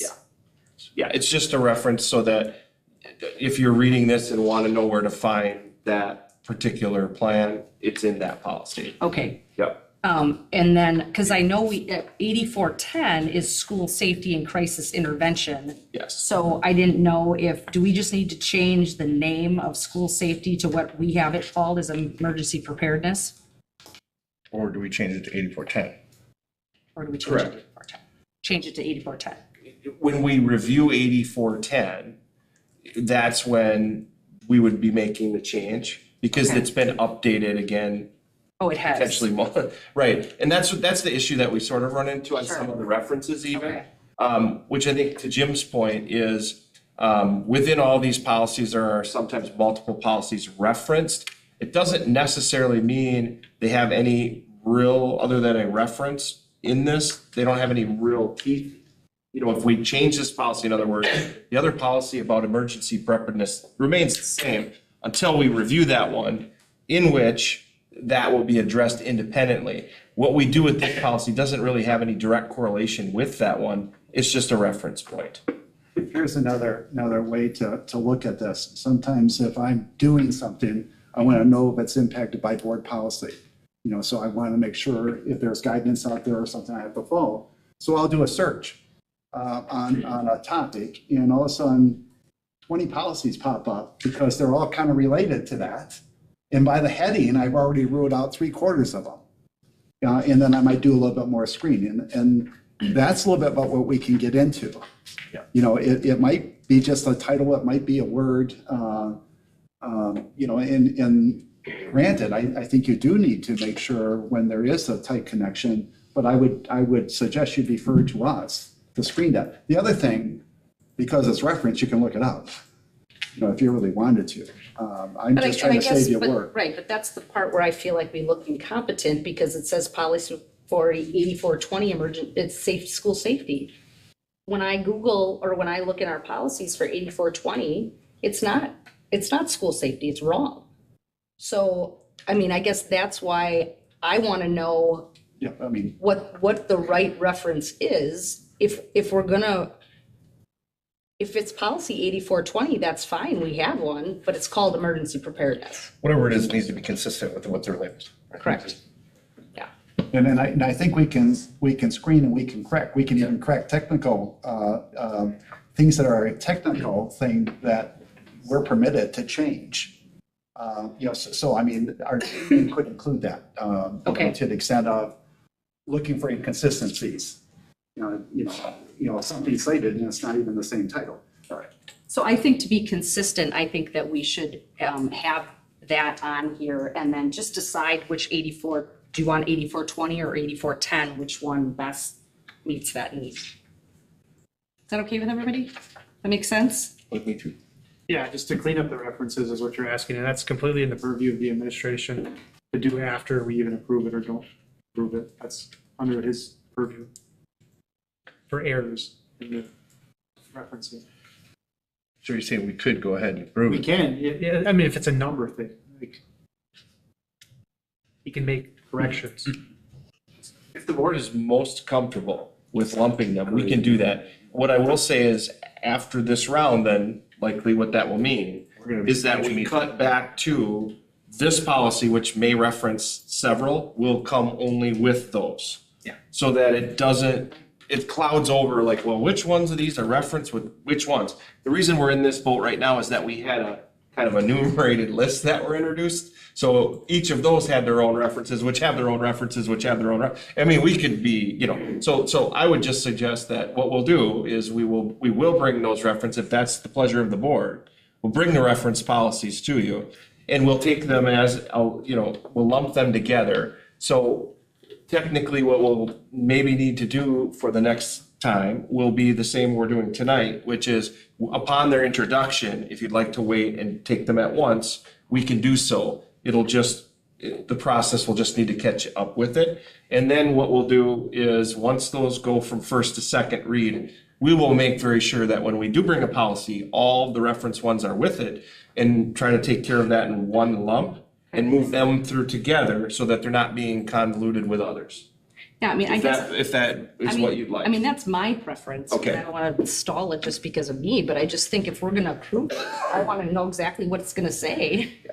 That we said that, yeah, this is what it looked like. And if we would approve this today and we're referencing policies that we don't even have yet, again, it's, you know, if we do it all together, we know they're all done and, you know, we've looked at them all. I think I have a hard time remembering that we did this one and that one. And anyway, anyone else want to weigh in on? I think it makes sense. What's the downside? It might just take a little bit longer. Yes. To get through them. Well, I think we should also keep in mind that, or at least open to the opportunity of possibly having an extra meeting.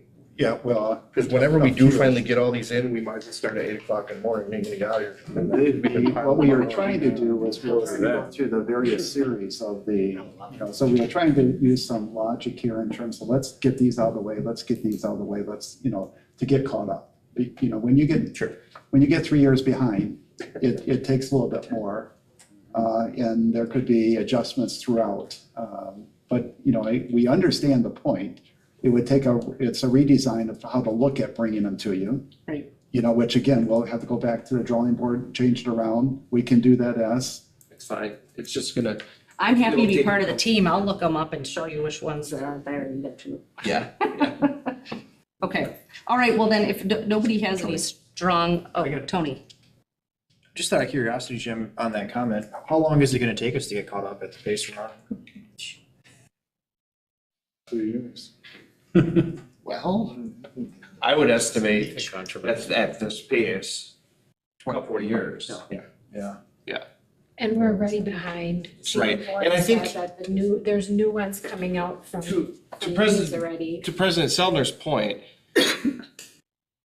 you're totally correct in saying if we move this forward without these yet, we're not necessarily having everything aligned. However, I would argue, we're already in that place where there's many things not aligned, given that some of our policies most recently have been updated in the last several months. And then we have others that haven't been touched in over a decade. So, I mean, we already have this issue. So, you know, the systematic way in which we were attempting to go through was probably a little aggressive, which was you take the thousands, those are your administrative policies, you try to move through the thousands. But as you're finding out, when we're in the thousands, those policies that are within the thousands also have connectors in the 70-some hundred and the 4,000s and the 3,000. So that'll just be like, we'll be kind of picking out of the different ones that are related, which is an approach that we can take. It will just probably take us a little extra time because we're not just pulling the next 8 out of the thousands, if you follow me. I do. Yeah. So that's the choice. And whatever choice you choose is fine. We can arrange it however you'd like. Why are we so far behind on this?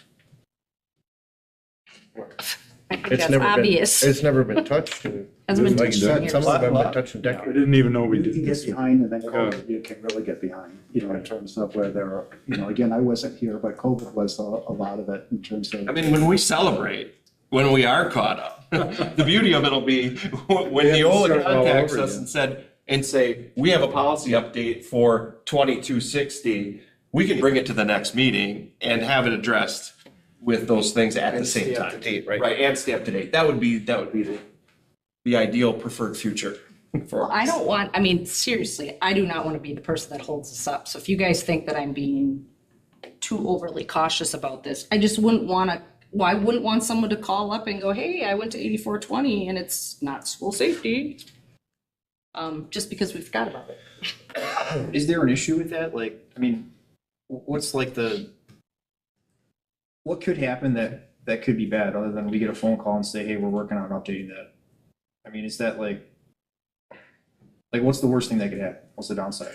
It could be a misinterpretation of whatever's going on, because they could reference 8420 and see that it's emergency preparedness and read something in there when in actuality, we meant 8410 and we were talking about something else, and that's gonna include something in there that wasn't supposed to be. I mean, it's convoluted if it's not consistent. Chris?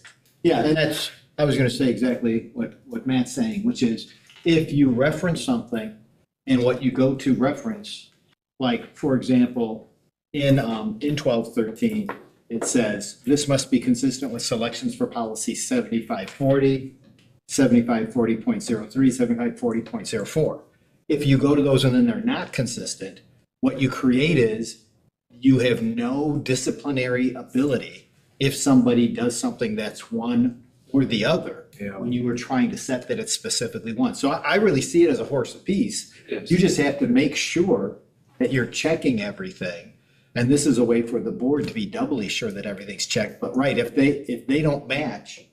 And I feel like there are yourself in legal policies and I'd rather blame ourselves for missing it than our administration not doing something. I can see that. Biff? So is it and I know you're doing a good job, okay? Yes. Is it a huge deal if we would take 8420 and read it and bring it next time and then that one is done?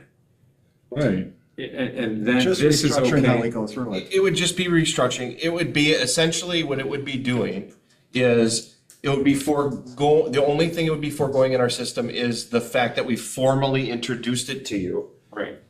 But if you had it ahead of time, I don't know if this process that we're using is laid out in some type of a bylaw or not, you know, or is it just the way we've handled Neola policy? That I'm unsure, and we'd probably have to look into just to make sure that, you know, the changes or the policies that we are adopting were done in a way that we've said we're going to do the policies.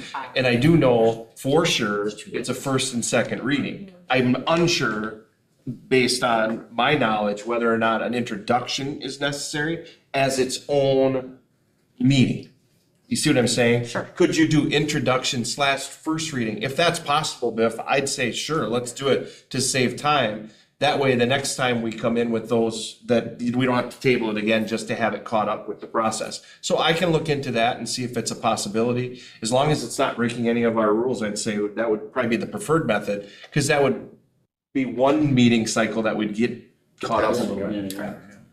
It was done at the committee level in the past, whichever, Oh, so the whichever. introduction was? The introduction was reviewed at the committee level. And then just referred to the And board? then referred to the from committee. Yeah. Yes. Okay. So we wouldn't have to do it. You wouldn't have to do an introduction. It doesn't sound like it. Okay.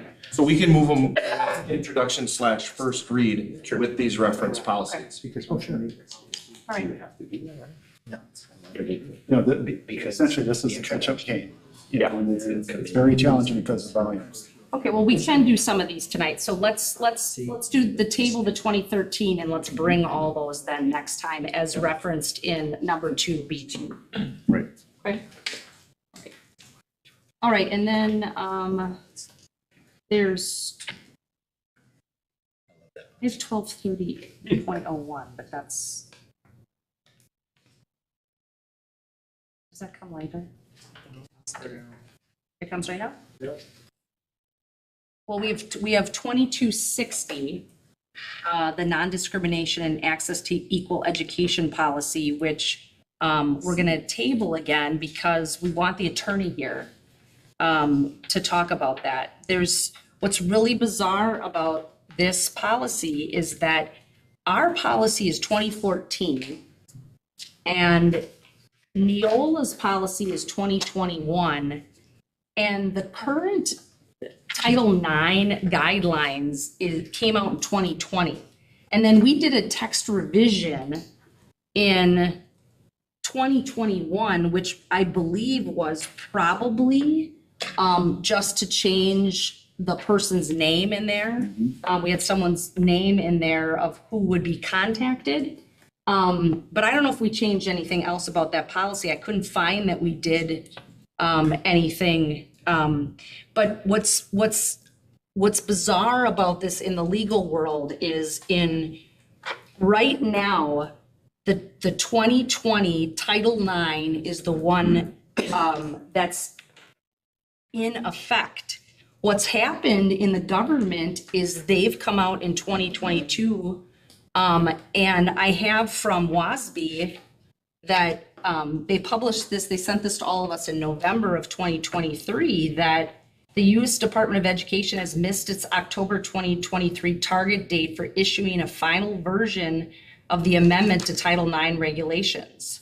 Although not with certainty, it's most likely a consequence of this is going, that the existing Title IX regulations last amended in 2020 will remain in effect through the end of 23-24.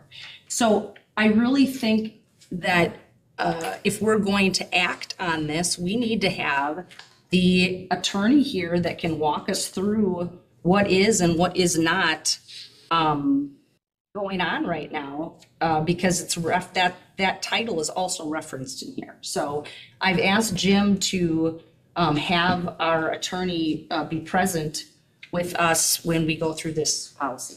So Which policy? this is 22, yeah, there's two of them. This is 2260 And 2266. and 2266. Both of those have this, and I started going through, you know, all the legal documents that are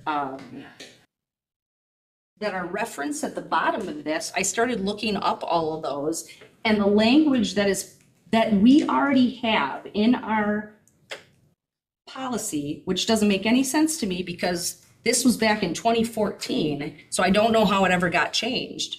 But because the language, I can't even find that was changed in 2020. But anyways, as I started going through this though, what I'm finding is that there are lawsuits right now that started in the spring and the summer that are going to affect all of this as well. So again, I think before we change anything on either one of these, I think we all need to know and have our questions answered by the attorney before we act on this. So that's what I'd like to do with these two. So we're going to table those. Okay, the next one is 2230.01, and this is to the development of administrative guidelines. This one was pretty straightforward. There was just a recommendation to add a copy of the district's administrative guidelines manual, and each handbook shall be made part of the board's reference materials maintained in district office. Do we do that now? Do you know, Jim? So I would, does anyone have any changes on 1230.01? Do I have a motion and a second? I'll make a motion. Okay, Matt? Second. Hey, Carrie? Any discussion on that one? Okay, all those in favor say aye. Aye. Motion carries. Any opposed? Motion carries. Okay, and the next one is 1400. This is job descriptions.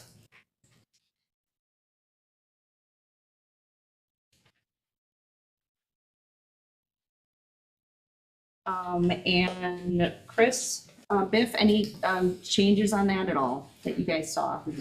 I had none. Any over here? Which one is it again? This is, we are on 1400, first reading of 1400. What's the label of that?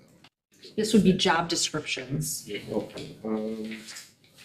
In case you can't. No, no, I'm good. Okay. Carrie or Matt?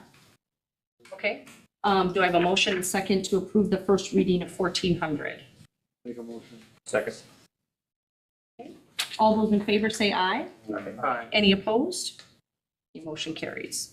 Okay, and this would be policy 1421 is our next one here, criminal history record check and employee self-reporting requirements. This is a new one we did not have before. And Chris, anything there? Nope. Biff? I'm good. Okay. Matt? Me too. Tony? Good. Carrie? Okay. Matt? All right, motion and a second to approve PO 1421. Motion. Second. Okay, all those in favor say aye. Aye. Any opposed?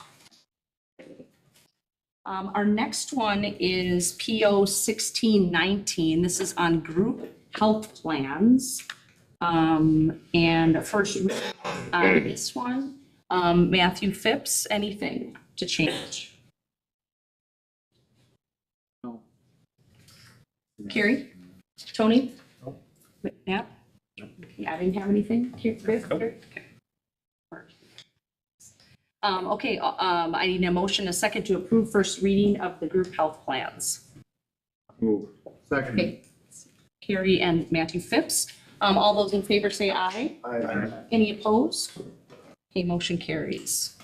And this is then 1619.01. This is privacy protections of self-funded group health plans.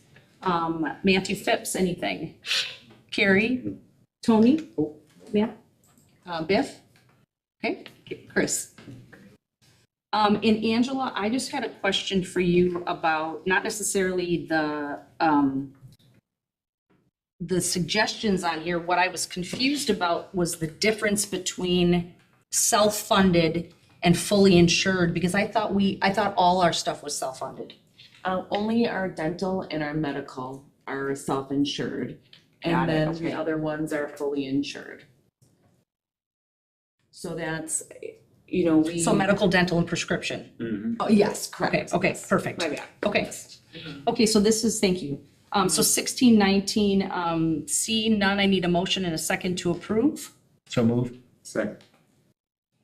Chris and Carrie, all those in, Chris and Biff. Oh, my God. You got it, it's a bit one time, so. So you're getting. All those in favor say aye. Aye. Any opposed? Okay. And then it's very similar, 1619.02.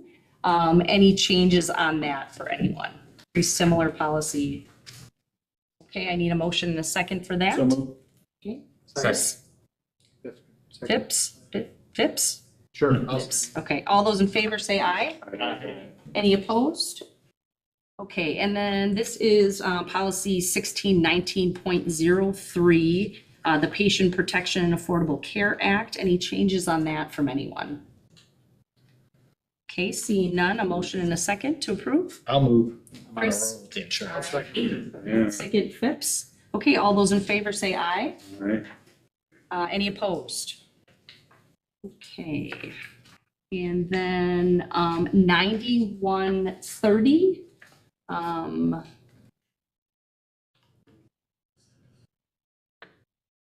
Any changes on 9130?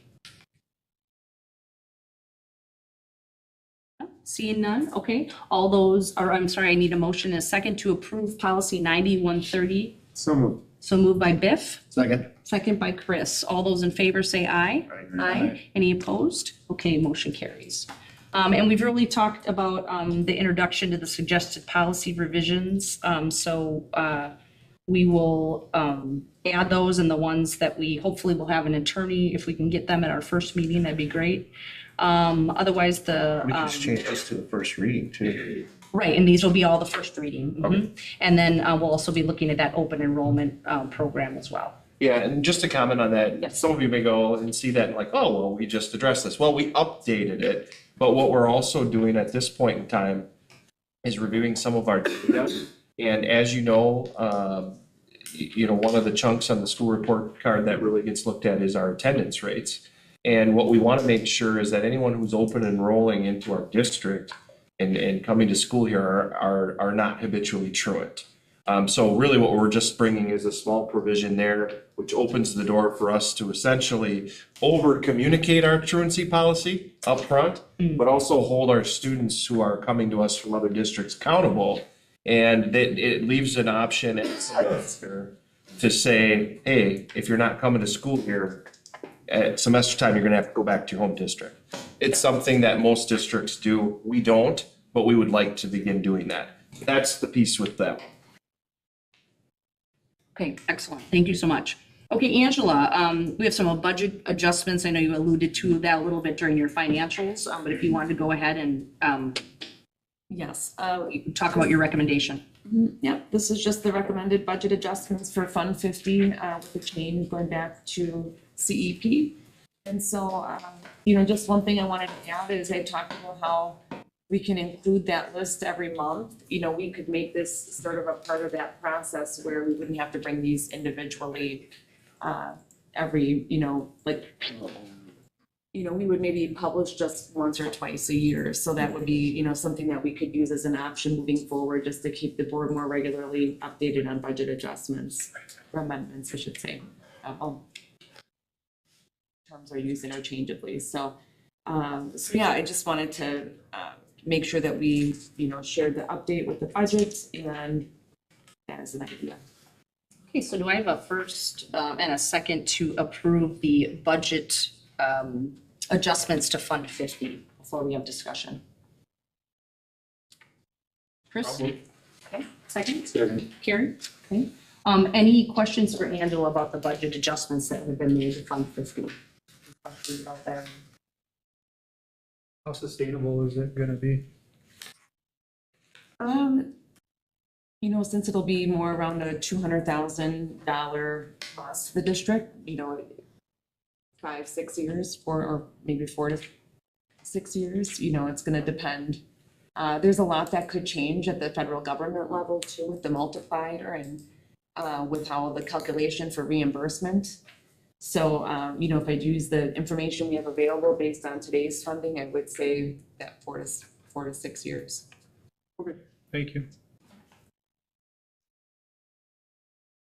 Jim, I forgot that I had skipped, I'm sorry. We have a motion and a second. I'll approve the, Adjustment, budget this. I'm sorry? You wanna wait until the. Oh, yeah, definitely.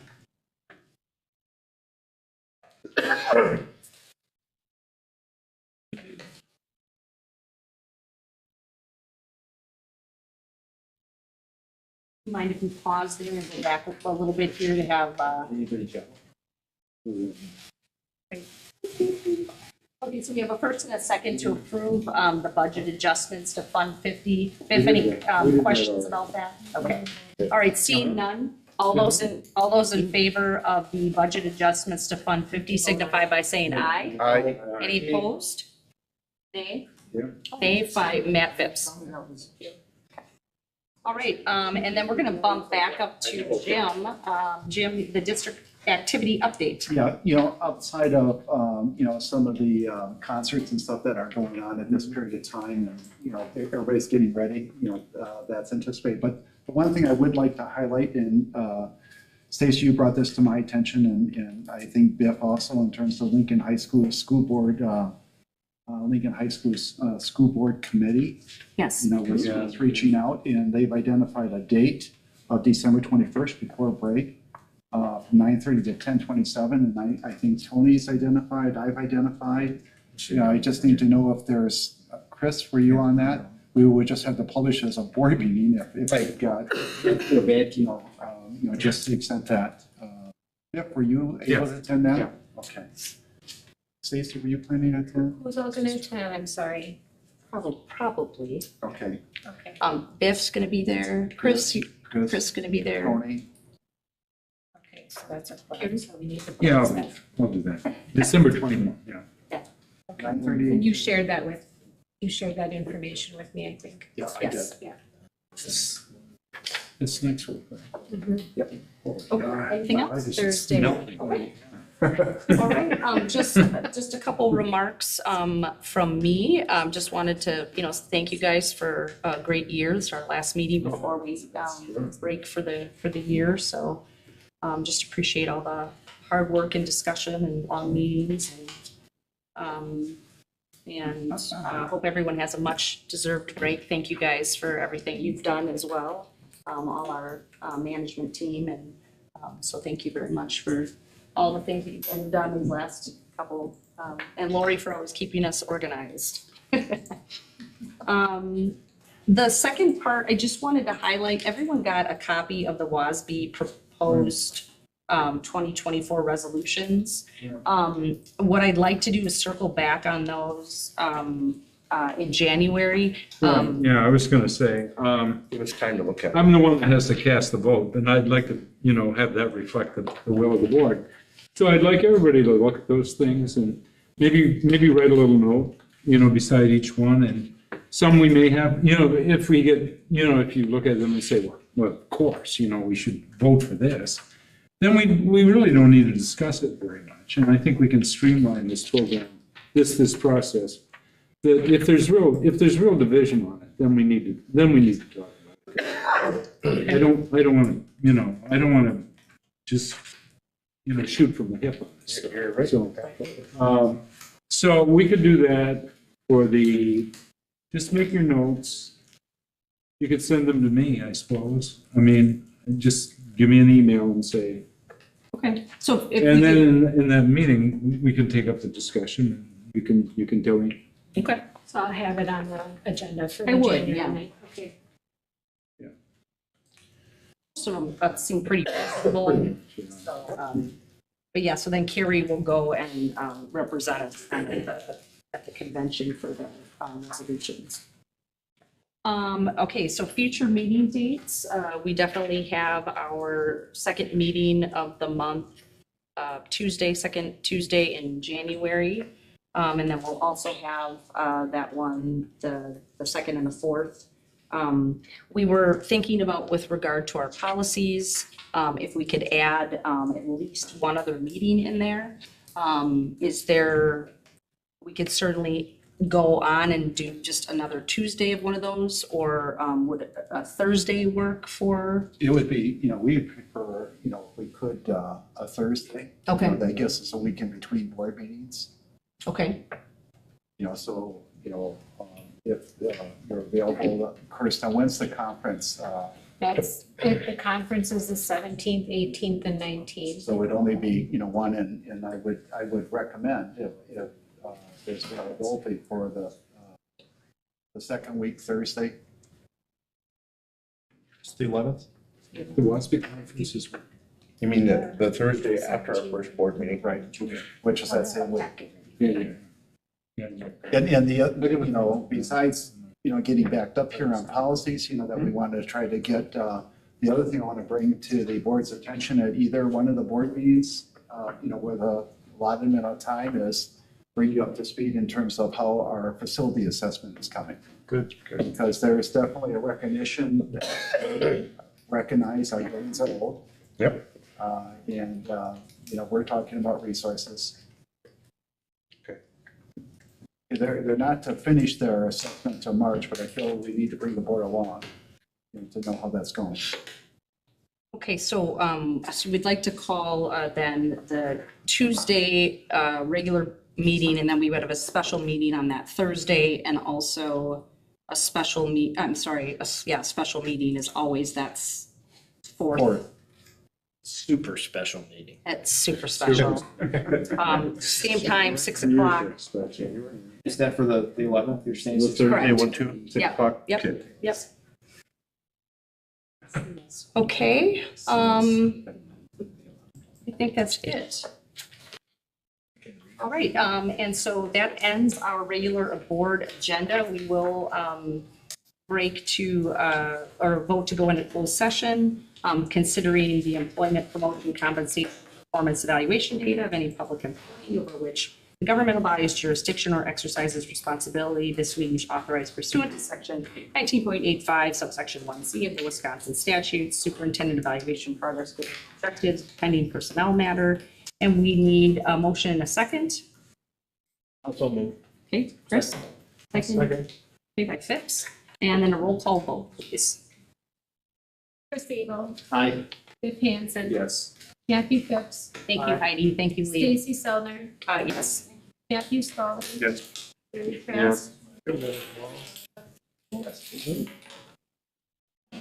Okay, 8 PM on the dot, and we are in closed session.